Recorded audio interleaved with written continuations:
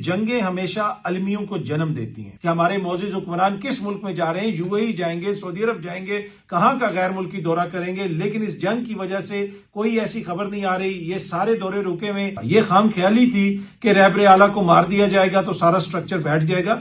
एक multi layered वहां पे सिस्टम है जिसको गिराना या जिसको खत्म करना इतना आसान नहीं है। जो बोर्ड ऑफ पीस में शामिल है उनमें से कोई भी ऐसा मुल्क मुझे नहीं लगता कि कुछ भी हो जाए वो वहां से निकलने का फैसला करेगा। हुकूमत इस चीज से खौफजदा है कि उनको कहीं पे शिफ्ट किया जाए तो ये ना हो कि अवाम वहां पे पहुंच जाए। और इसी तरह उनसे जो मुलाकातें नहीं करवाई जा रही उसके अंदर भी ये एक हुकूमती शख्सियत ने मुझे बताया कि सबसे बड़ा मसला हमें यह है कि इमरान खान ये ना कह दे कि भाई जाओ एहतजाज करो। अस्सलाम वालेकुम, उम्मीद है कि आप सब लोग खैरियत से होंगे। जंगें हमेशा अलमियों को जन्म देती हैं। जंग इस वक्त ईरान, इसराइल और अमेरिका के दरमियान हो रही है, लेकिन पाकिस्तान में भी एक अलमिया हुआ है। अलमिया यह हुआ है कि हमारे हुक्मरानों के गैर मुल्की दौरे रुक गए हैं। वज़ीर आज़म शहबाज शरीफ साहब का दौरा रूस कैंसिल कर दिया गया। पहले यह खबर आई और कल भी मैं देखता रहा, उससे पहले भी मैं देख रहा था, आज भी मैं सारा दिन ढूंढता रहा कि कोई तो ऐसी खबर आए, कुछ तो कोई ऐसी इंफॉर्मेशन कहीं से हमें मिले जिससे पता चले कि हमारे हुक्मरान अगले दौरे पे कहां पे जा रहे हैं, कौन सा दौरा प्लान हो रहा है, किस मुल्क का उन्होंने सफर करना है। लेकिन मुझे कोई खबर नहीं मिल रही, कोई ऐसी बात सामने नहीं आ रही कि हमारे मौजूद हुक्मरान किस मुल्क में जा रहे हैं, यूएई जाएंगे, सऊदी अरब जाएंगे, कहां का गैर मुल्की दौरा करेंगे। लेकिन इस जंग की वजह से कोई ऐसी खबर नहीं आ रही। ये सारे दौरे रुके हुए। यकीनन ये हमारे मुल्क के लिए, हमारी आवाम के लिए, पाकिस्तानियों के लिए एक बहुत बड़ा अलमिया है। और इस मुश्किल वक्त में हम अपने हुक्मरानों के साथ खड़े और इंशाअल्लाह ताला ये मुश्किल वक्त भी गुजर जाएगा। ये जंग रुकेगी और हुक्मरानों के गैर मुल्की जो दौरे हैं उनका सफर दोबारा शुरू होगा। अच्छा, पाकिस्तान से कुछ और खबरें भी हैं, वो भी मैंने आपसे शेयर करनी है। लेकिन पहले जरा जंग के जो मामलात हैं उस हवाले से कुछ तफसीलात आपसे शेयर करनी है। ये सामने आप देख सकते हैं, ये जनाब अमरीकी पादरी व्हाइट हाउस पहुंचे हैं और उन्होंने सदर ट्रंप के लिए दुआ की है कि इस जंग में जो है उनको कामयाबी हासिल हो। और लोग ये कह रहे हैं कि ये सदर ट्रंप का प्लान बी है। जिस तरीके से उन्होंने हमला किया ईरान के ऊपर, उनका ख्याल यह था कि बहुत जल्द हुकूमत गिर जाएगी, लेकिन वैसा हो नहीं सका। और अब CNN भी ये रिपोर्ट कर रहा है कि जो वहां पे स्ट्रक्चर है, पावर स्ट्रक्चर, वो एक शख्स के आगे पीछे नहीं घूमता। ये खाम ख्याली थी कि रहबर आला को मार दिया जाएगा तो सारा स्ट्रक्चर बैठ जाएगा। बहुत सारी उसकी लेयर्स हैं और बाकायदा तौर पे CNN ने उसकी पूरी एक वीडियो रिपोर्ट जारी की है और बताया कि ये कितना कॉम्प्लिकेटेड जो है, एक मल्टी लेयर्ड वहां पे सिस्टम है जिसको गिराना या जिसको खत्म करना इतना आसान नहीं है। उसके साथ साथ CNN का रिपोर्टर जो है वो इस वक्त ग्राउंड पे भी मौजूद है, वो मुख्तलिफ जगहों पे भी जा रहे हैं और उन्होंने ये कहा कि मेरे लिए ये बाइस हैरत है कि कहीं पे मुझे पेट्रोल के लिए लाइनें लगी हुई नजर नहीं आ रही, कोई अफरा तफरी नजर नहीं आ रही। हाँ, वहां पे यकीनन खौफ है, लोगों के अंदर बम हमले हो रहे हैं, अटैक्स हो रहे हैं, वो सब कुछ हो रहा है। लेकिन उसके बावजूद ऐसी सूरत हाल नहीं है कि मुल्क के अंदर अफरा तफरी हो और ये लगे कि ये निजाम कोलैप्स करने वाला है या ये हुकूमत खत्म होने वाली है। एक तरफ ये मशरक़ वुस्ता में ट्रंप ने जंग शुरू की हुई है, गैर कानूनी जंग, और दूसरी जानिब उन्होंने ये कहा कि Cuba is just a question of time after Iran. वो ये कह रहे हैं कि ईरान के बाद अगला टारगेट हो सकता है हमारा क्यूबा हो। तो भाई पहले आप जो ईरान वाला टारगेट है उसको तो अचीव कर लें, उसको तो हासिल कर लें, उसके बाद फिर आप वो भी कर लीजिएगा।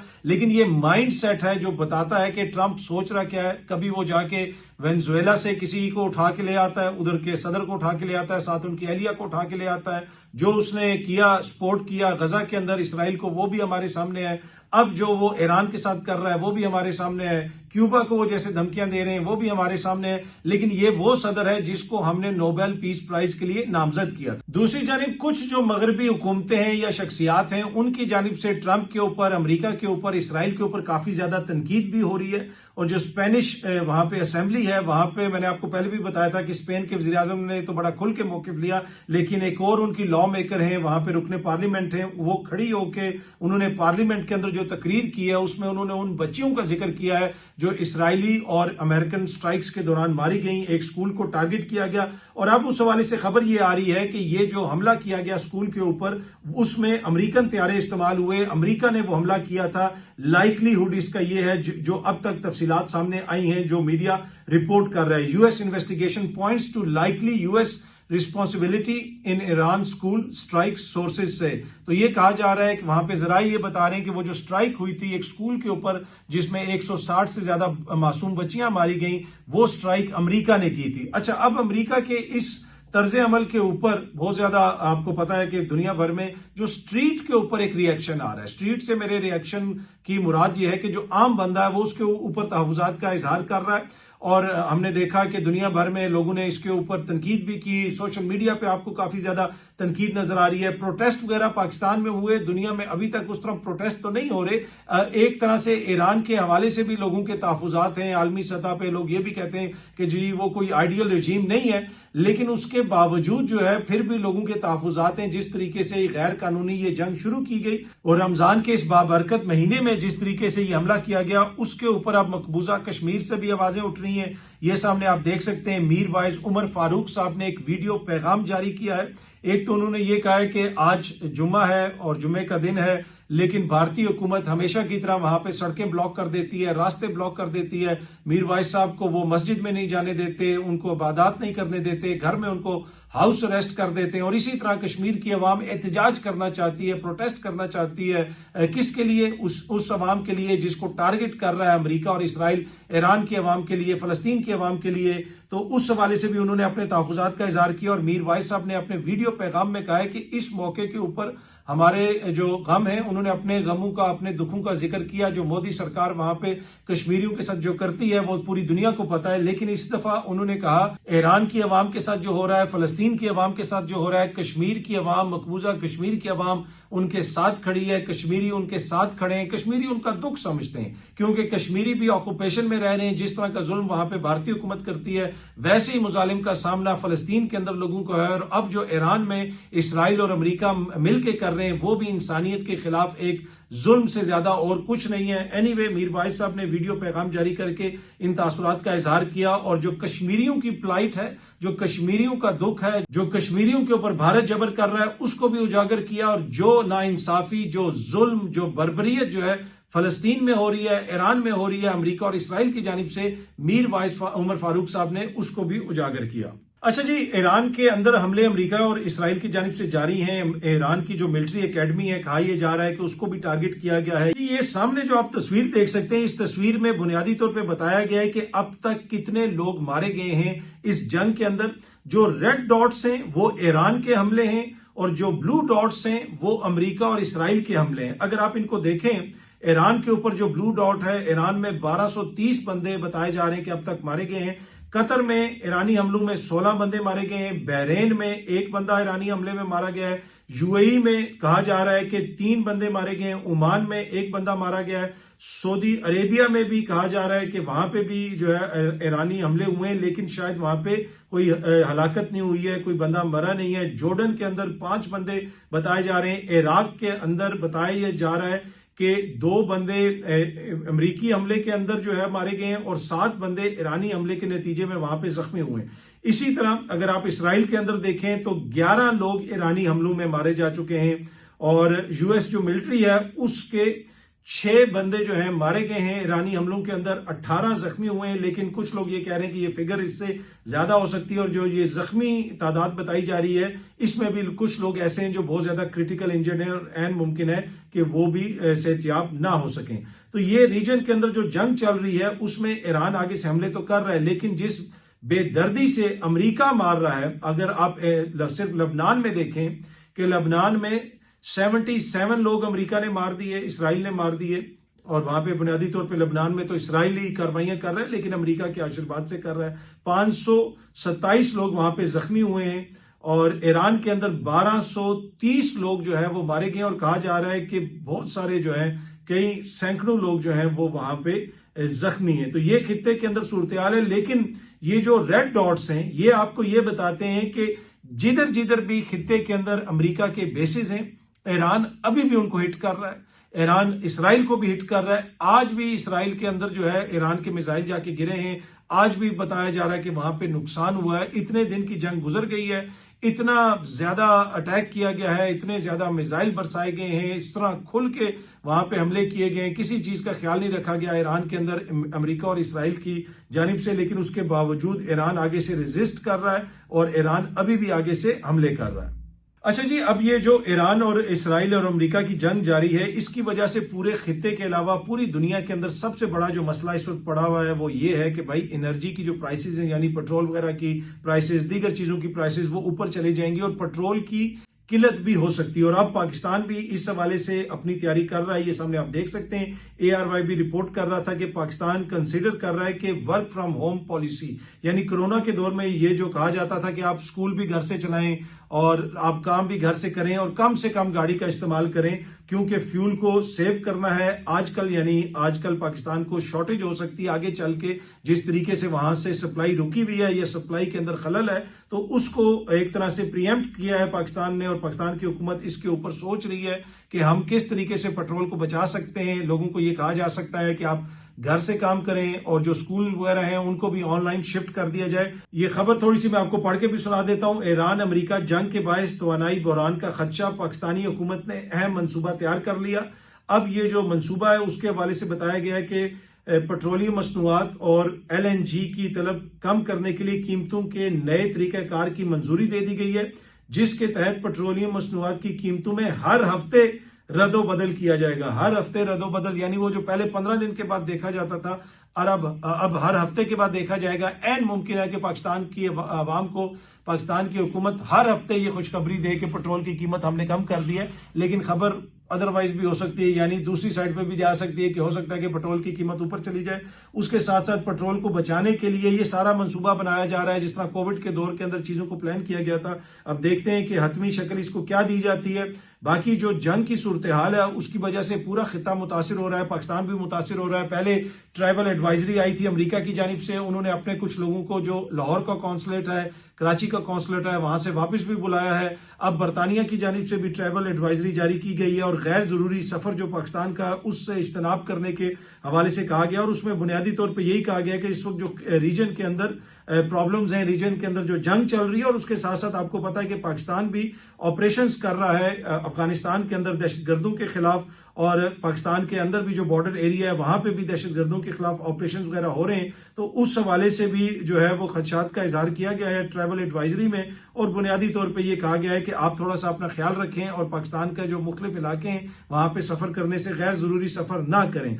मैं थोड़ी सी आपको पढ़ के सुना देता हूं। उसमें ये जो यूके इन पाकिस्तान है, यूके की हुकूमत है, उसने ये लिखी है travel advisory, we have updated our travel advice in response to ongoing situation.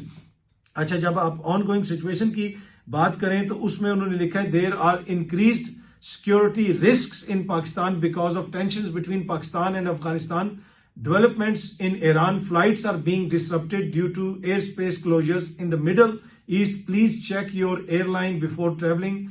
Protests are planned in major cities in Pakistan. Given the increasing risk, we have instructed UK staff in Pakistan to restrict their movements at this time. तो वो ये कह रहे हैं कि flights भी restricted हैं, जिस किस्म की सूरत हाल है पाकिस्तान के अंदर, प्रोटेस्ट भी प्लान है, तो आप लोग थोड़ा सा एहतियात करें। जो बरतानवी हुकूमत के वहां पे जो अमला है वो भी एहतियात करें, बरतानवी शहरी भी एहतियात करें। तो इस जंग से यकीनन सब लोग जो है मुतासिर हो रहे हैं, पूरा रीजन मुतासिर हो रहा है।